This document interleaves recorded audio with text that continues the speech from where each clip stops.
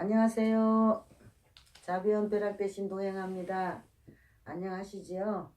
오늘은요, 슬프고도 슬픈 이야기를 하나 해드리려고요. 뭔 이야기냐면은, 사랑 이야기죠. 근데 사랑 이야기 왜 슬프냐고요? 예, 슬픈 사랑이니까요. 어느 날, 이게 중년 남녀가 이게 점사를 보러 왔어요. 왔는데, 부부도 아니고, 이게 같이 사업을 하는 동반자인데 잘 알고 지내는 사람인데 이제 점사를 보러 온 거예요. 왔는데 점사는 보지 않고 오로지 죽은 사람을 위해서 죄를 드리러 왔다고 이야기를 하더라고요. 그래서 그 죽은 지가 지금 1년이 채 안 됐대요. 그러니까 죽은 지가 이제 얼마 안 됐다 안 된 거죠. 그런데 1년이 채 안 됐는데 그 망자를 위해서 이게 점사를 보러 이거기로 왔으니까 그 죄를 천도제를 올려달라고 그렇게 이야기를 하더라고요. 바로 이야기를 하더라고요. 그래서 그 앉은 자리에서 바로 이제 나를 잡아서 그 다음날 장 봐서 이제 천도제를 올린다고 이제 그거는 뭐 혼자서는 할 수 있는 게 아니잖아요. 그죠? 내 법당도 이렇고. 그래서 이제 산에 이제 굿당으로 가서 이제 여러 사람들과 어울려서 이제 그 제를 올리게 되는데요. 쉽게 말하면 서울말로 하면은 진옥이굿이에요. 진진옥이라 그러죠. 죽은 지 얼마 안 됐으니까 진진옥이 굿을 올리는데 그 굿을 한다고 이제 가서 차리고 막 준비를 하는데 이게 중년 남자분이 한 분이 또 신사분이 한 분 들어서시더라고요. 그런데 들어오니까 그 젊은 그 먼저 제를 올려달라고 이야기했던 사람이 소개를 시켜주는 거예요, 저한테. 이분이 이 죽은 망자를 위해서 제를 올려달라고 하신 분이라고 이야기를 하는 거예요. 그럼 쉽게 말하면 그 중년 남녀가 오신 분들은 심부름을 하러 오신 거고 원 제를 올려달라고 그 원을 했던 사람은 그 신사분이었던 거죠. 그래서 그러냐고 그러고 인사를 했어요. 인사를 하고는 또 좀 있으니까 젊은 이제 총각이 하나 또 들어오더라고요. 그게 총각이 또 인사를 시키는데 죽은 망자의 이제 아들인 거죠. 그러게 이제 아들하고 쉽게 말하면 엄마가 살아 생전에 애인이었던 신사분하고 이제 그 죄를 이제 보려고 이제 오신 거죠. 오셔가지고 이제 구판이 이제 시작이 됐는데 저는 부산 사람입니다. 부산 사람이다 보니까 지금도 내가 평택 와서 이게 뭐 서울도 살아봤고 인천도 살아봤고 또 이제 평택 와서 사는데 지금도 저는 부산굿을 해요. 부산에는 이게 제가 아는 부산굿, 제가 배웠던 대로의 부산굿은 이게 춤추고 노래하고 거리를 12거리 뭐 이런 거 안 하고요. 오로지 그거 조상들을 위해서 하는 굿을 참 많이 하거든요. 그러니까 그 집에 조상이 어떤 조상이 들어서 어떻게 한다, 어떻게 하고, 어떻게 뭐 저런다 이러면서 그 한을 풀어주고 원을 풀어주는 굿을 주 목적으로 하는 게 나는 부산굿이거든요. 그런 굿을 해요, 저는. 쉽게 말하면 연가 다루는 굿이죠. 춤추고 노래하는 것보다도 그 연가의 원을 풀어주는 굿을 하는 것이 제 전문적으로 하는 굿이거든요. 그런데 그 분을 갖다가 이제 그 망자를 이제 불러서 이제 그걸 구슬을 이제 그걸 하잖아요. 그러면은 그게 우리가 그 조상을 실어서 놓으시는 분을 갖다가 여기는 그 조상거리 하는 분이 또 따로 정해져가 있잖아요. 근데 우리 부산에서는 천왕제비라 그래요. 선거리 하는 사람을. 천왕 잡는다 이러거든요. 그 사람이 서서 이제 선거리죠. 선거리를 하면서 조상을 다 청배하고 불러들여서 저 죽은 분들하고 접신이 돼가지고 그 말을 갖다가 이제 막 대화도 하고 살아서 생전에 했던 것을 갖다가 막 이야기를 하고 이제 그런 식으로 구판이거든요. 말 그대로 구판이에요. 말 그대로. 이 놀고 하는 굿이 아니고 그냥 말 그대로 구판이거든요. 구판인데 울음바닥에 터진 거예요. 그 천황제비가 이제 그 자꾸 노는 데서 죽은 망자가 이제 들어선 거죠. 죽은 망자가 들어서 가지고 그 신사분을 보는 걸 갖다가 굉장히 미안해 여기는 거예요.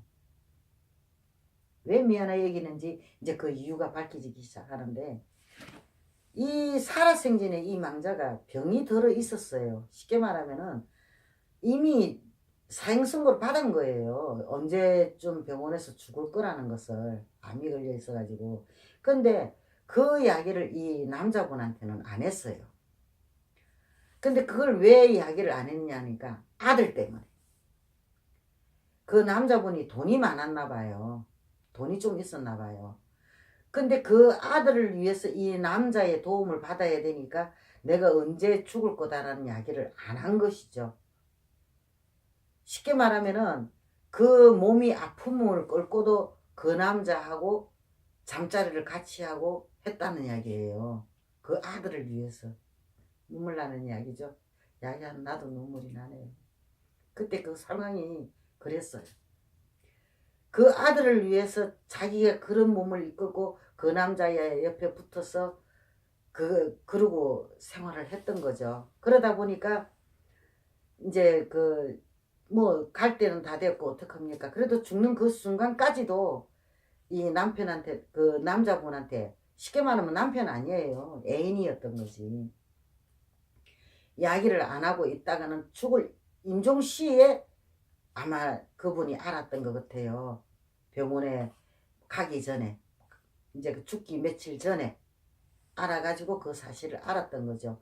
근데 죽을 임종시에도 그 신사분한테 그 아들을 부탁을 하고 그러고 죽었던 거죠.